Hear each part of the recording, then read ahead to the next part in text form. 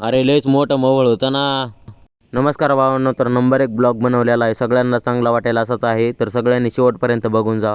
व्यायाम तर आपला आखाड्यावर कंप्लीट झालेला होता. चला म्हणलं आता तळ्याला जाऊन मस्तपैकी आंघोळ विंघोळ करावं. आंघोळ ते करून आता निघालेला आहेत आपण घरी. घरी येऊन बसलो तर काय जेवायला नाश्ता पण झाला नव्हता. म्हणलं चला आता गणबिन लावला, व्हिडिओ बनवा जरा. घरी पण बसू दिलं नाही ना भावा, आपल्यालाच लावलं पळवून खाली जाय शेळ्या बिळ्या सोड, कोण सोडीन त्या शेळ्या म्हणून.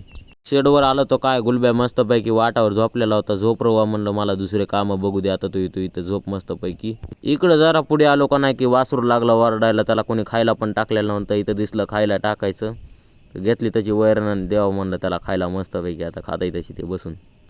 वासराची वैरण टाकली का नाही की पुन्हा आलं लक्षात, म्हणलं आपल्याला शेळ्या पण राहिल्यात सोडायचे, चला ह्यांना माळाला घेऊन. आता शेळ्या तर इथं मस्तपैकी चोरू लागल्या, पण मै गेली झाडावर नजर तर बघायला तो काय दुनियाचा मोठं मोहोळ दिसायला वरी. पुन्हा वाटलं ह्याला दगड घालावं तर आपल्याच लागायचं महाग, आपणच कलटी मारत आता इथून.